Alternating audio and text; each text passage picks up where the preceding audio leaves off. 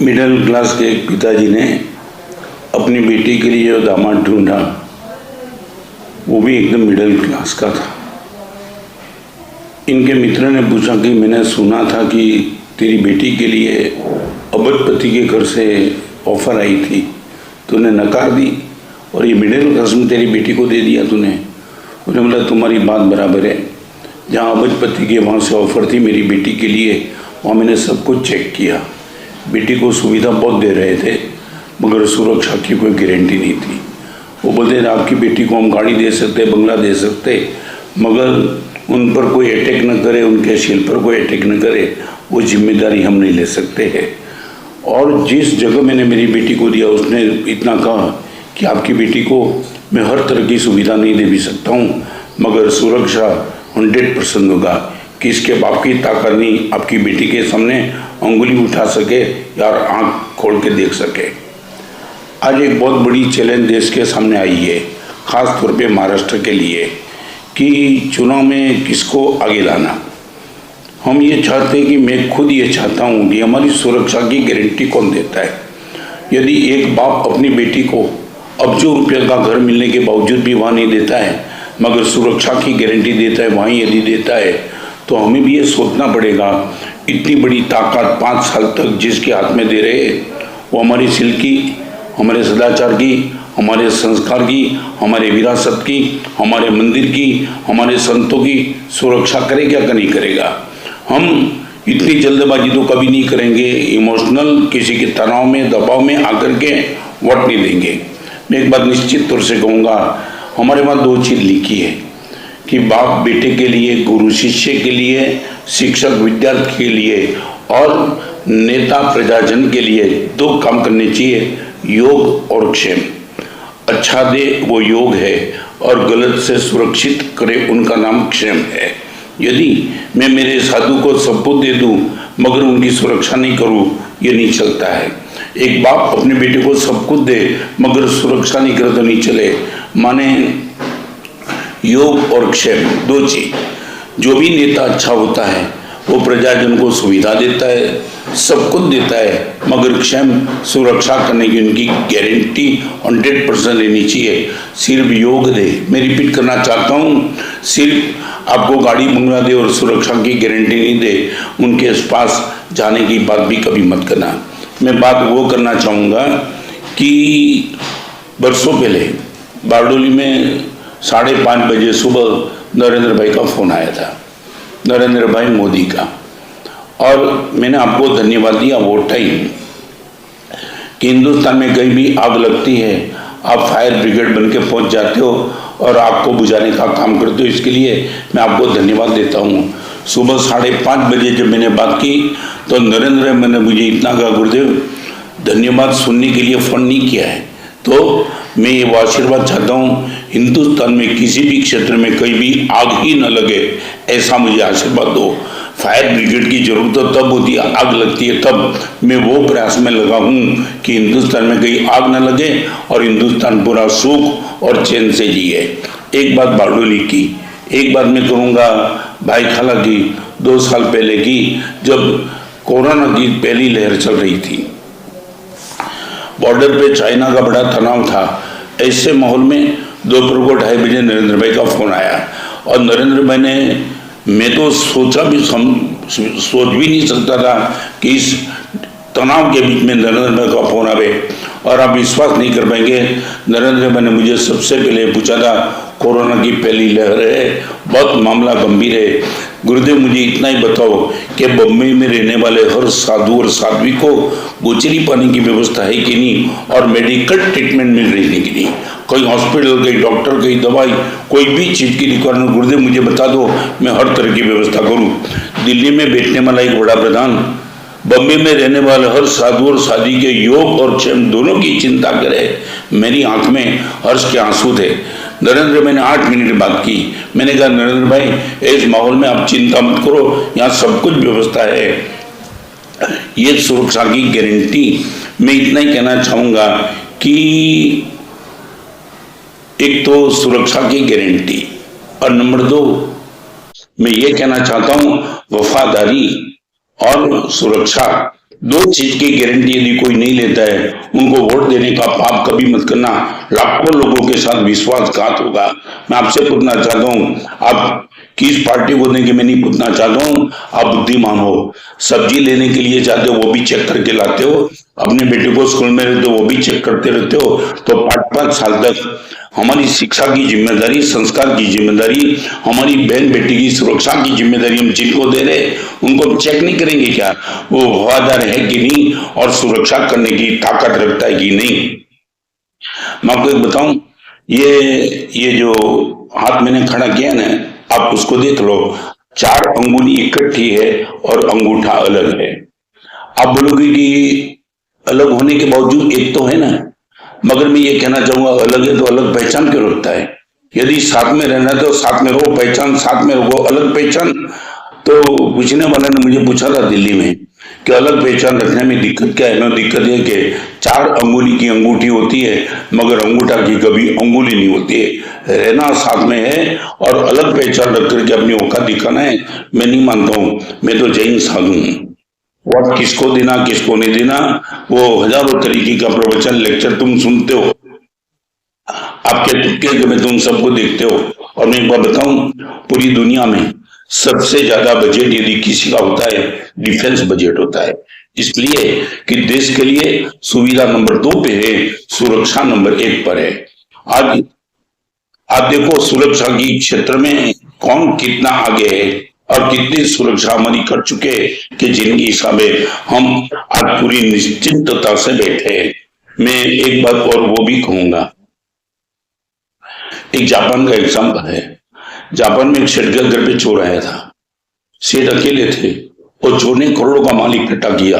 सब बंडल लेकर के वो भाग रहा था। सेठ को लगा ये तो मेरी जिंदगी भर की पूंजी यदि लेके चलेगा तो मैं तो भिखारी बन जाऊंगा, क्या करूं? मोबाइल हाथ में नहीं था, कुछ हाथ में नहीं था। एक उसको याद आ गया और जहां खड़ा था वहां चोर तैयारी करके बैठा था। सेठ को उसने बांध दिया था रस्सी से और सेठ का मुंह खुला था और सेठ ने जापान का राष्ट्रगीत गाना शुरू कर दिया। जैसे ही राष्ट्रगीत गाना शुरू कर दिया, चोर ऐसा ही रहा, खड़ा रह गया।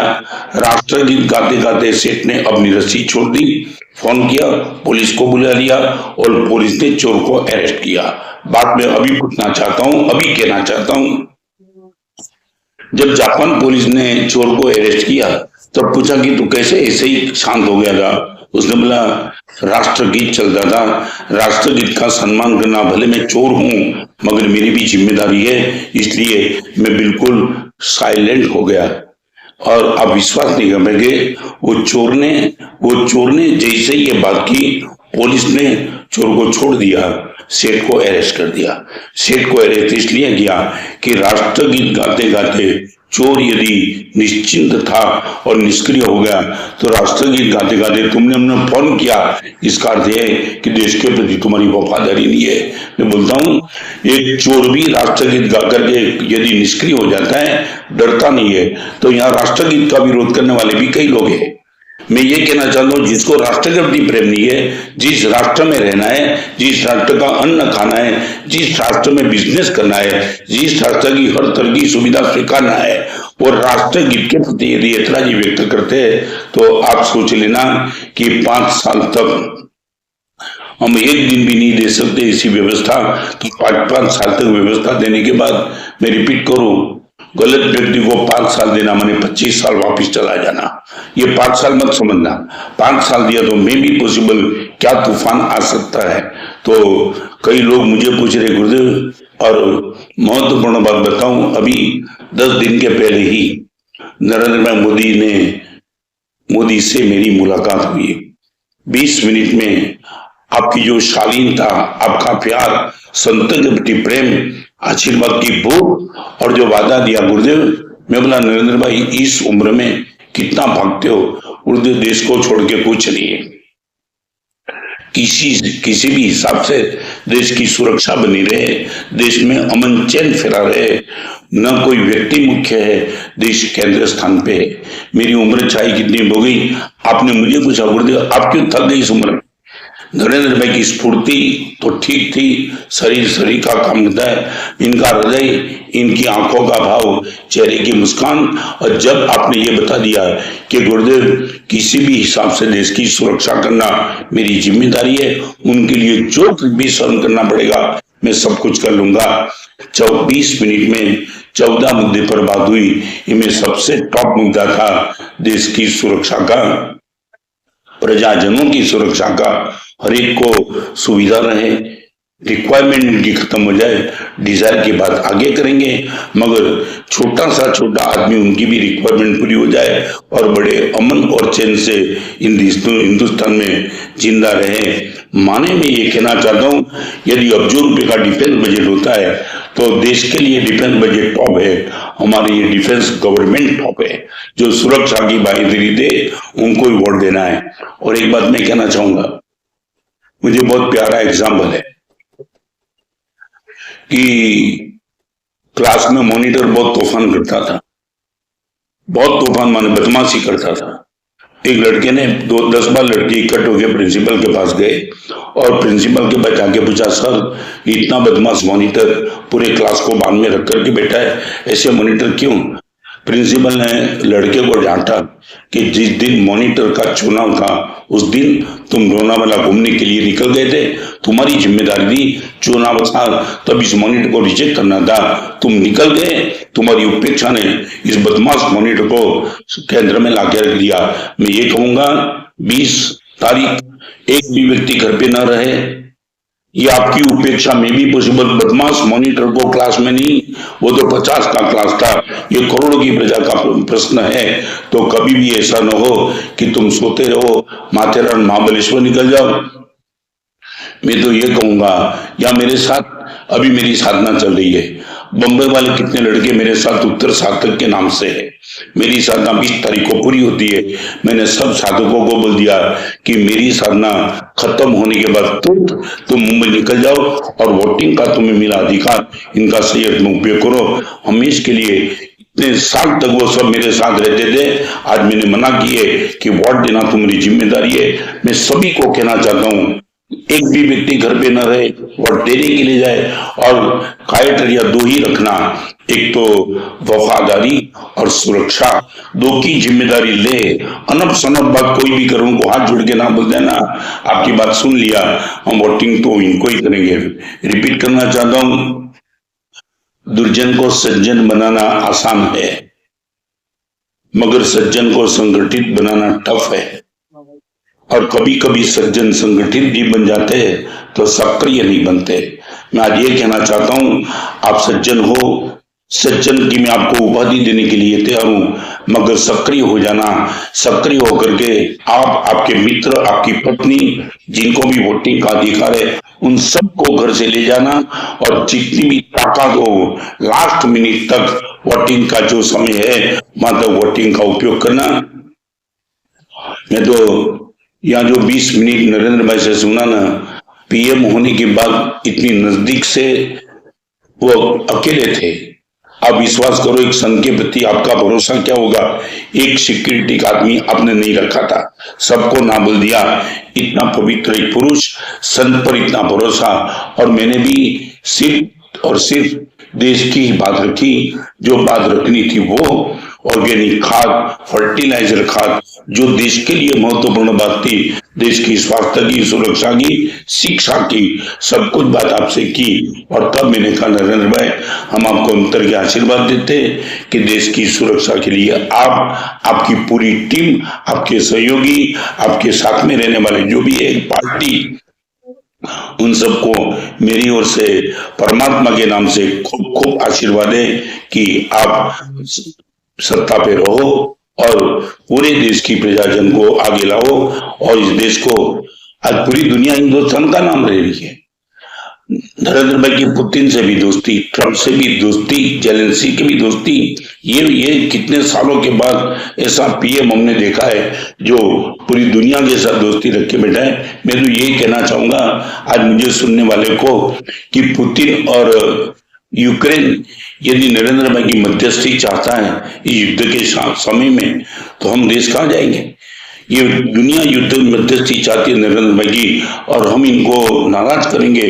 फिर से कहूंगा, सुरक्षा और वफादारी, राष्ट्र के प्रति वफादारी, साथ में रहना है।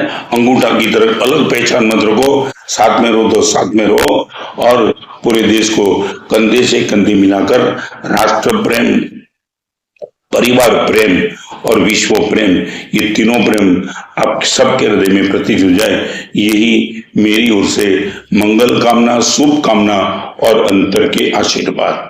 सर्व मंगल मंगलम सर्व कल्याण कारणम प्रधानम सर्वधर्माणाम। जय नम जय तेज।